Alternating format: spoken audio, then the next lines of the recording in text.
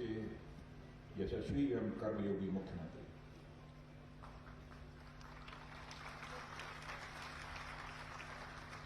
माननीय योगी आदित्यनाथ जी, श्री भानु प्रताप सिंह जी वर्मा, केंद्रीय राज्य मंत्री सूक्ष्म लघु एवं मध्यम उद्योग भारत सरकार, श्रीमान राम नरेश जी अग्निहोत्री, आबकारी एवं मद्य निषेध विभाग के राज्य के मंत्री श्री मनोहर लाल जी पंत, राज्य मंत्री श्रम एवं सेवायोजन, श्री अनुराग जी शर्मा, सांसद झांसी, श्री रामचंद्र जी सिंघल, मेयर नगर निगम झांसी, श्री पवन जी गौतम, जिला पंचायत अध्यक्ष और श्री अजय कुमार, रक्षक सचिव भारत सरकार और यहाँ के लोकप्रिय विधायक श्री रवि शर्मा,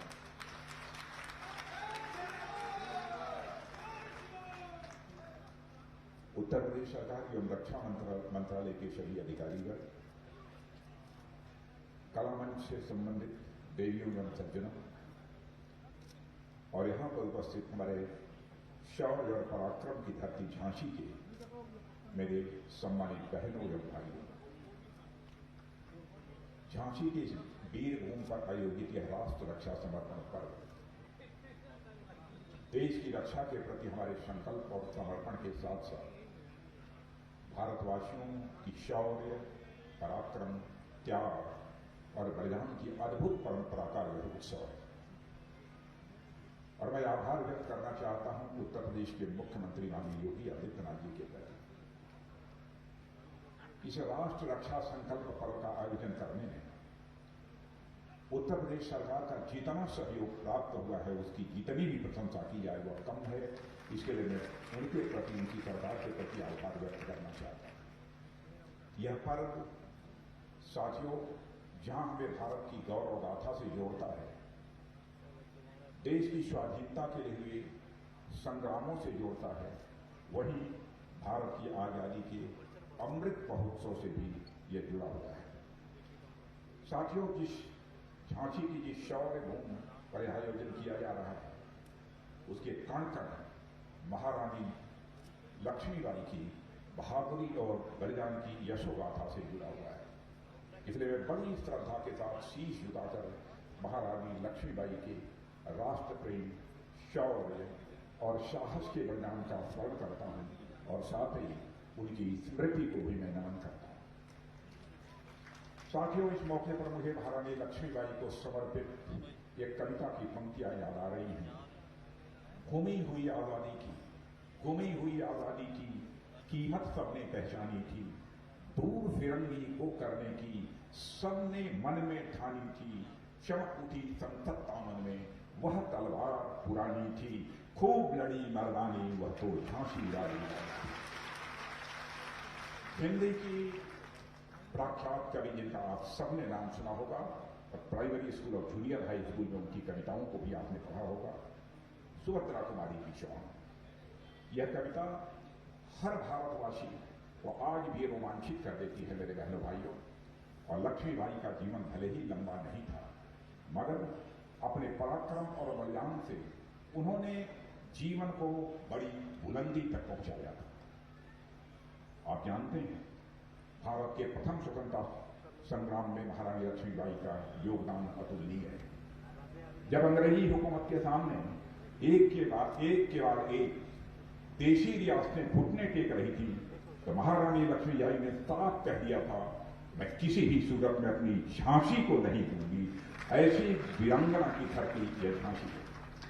और यह बात भारतीय स्वाधीनता संग्राम का वह घोष वाक्य है जिसने आने वाले स्वतंत्रता सेनानियों को स्वराज और स्वाधीनता के लिए संघर्ष करने के लिए मेरे बहनों भाइयों प्रेरणा दी थी और उनके अंदर जज्बा पैदा किया था। और मैं यह भी कहना चाहूंगा कि महारानी लक्ष्मीबाई ने बड़ी कम उम्र में अपनों को खोया। बड़ी कम उम्र में महारानी लक्ष्मीबाई ने अपने अपनों को खोया, बच्चों को खोया और यहां तक कि अपना राजपाट भी खोया, मगर उन्होंने भारत के मान सम्मान और स्वाभिमान को कभी नहीं खोया। वह है हमारी रानी लक्ष्मीबाई और यह भावना उनमें कूद कूद कर भरी थी जो उन्हें शौर्य और शिखर पर स्थापित कर देती है। साथियों, रानी लक्ष्मीबाई की वीरता ने नारी शक्ति को एक नया आयाम दिया है। उन्होंने नारी शक्ति को पुनः जागृत किया था। नारी में असीम शक्ति होने की भावना और विश्वास का संचार किया था महारानी लक्ष्मीबाई। और महारानी लक्ष्मीबाई के लिए उनका एक महिला होना रणभूमि में कभी बाधा नहीं बना था।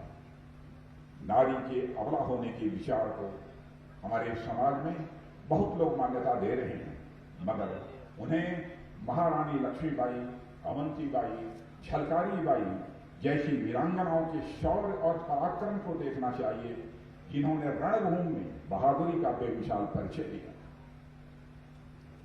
उन्होंने साबित किया है कि महिलाएं अवसर मिलने पर रक्षा और सुरक्षा के मामले में बहुत प्रभावी भूमिका निभा सकती हैं। यह करके उन्होंने दिखाया है। और साथियों, आज जब हम नेताजी सुभाष चंद्र बोस ने आजाद हिंद फौज का गठन किया था, उसकी याद दिलाना चाहता हूं, तो उन्होंने भी 1942 में एक रानी लक्ष्मीबाई रेजिमेंट भी बनाया था। नेताजी सुभाष चंद्र बोस ने बनाया था।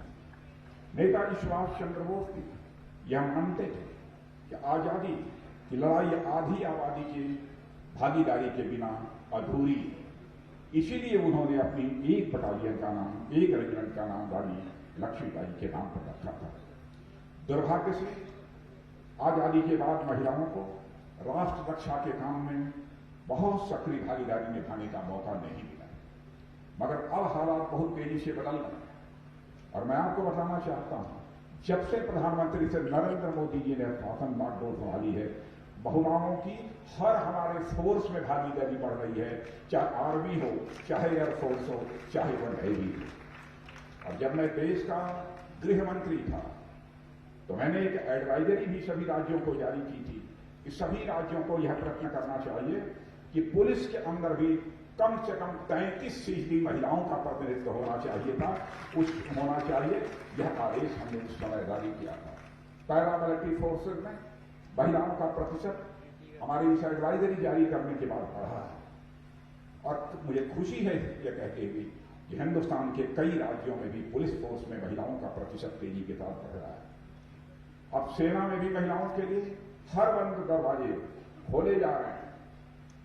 हमने सेना के तीनों अंगों में महिलाओं की भागीदारी मेरे बहनों भाइयों बढ़ाई है। सैनिक स्कूलों में बच्चियों का को एडमिशन भी किया जा रहा है।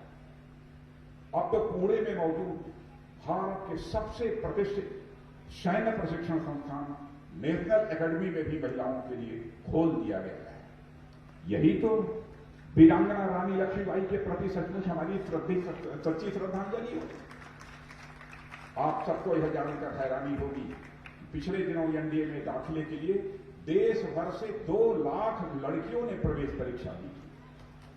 2 लाख से अधिक लड़कियों ने प्रवेश परीक्षा दी। साथियों, अब तो सेना में महिलाओं को परमानेंट कमीशन भी देने की व्यवस्था बन गई है। लंबे समय से इस देश में महिलाएं सेना में परमानेंट कमीशन की मांग कर रही थी, लड़ रही थी। अब सेना ने फैसला किया है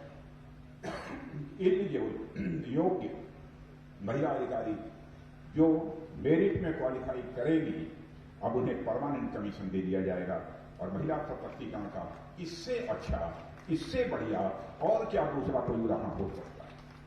साथियों, आज जो राष्ट्र रक्षा समर्पण पर्व हम मना रहे हैं, उसकी भावना, या मैं यह कहूं कि स्वतंत्रता या राष्ट्र प्रेम की भावना इस देश में सदियों से मौजूद रही है।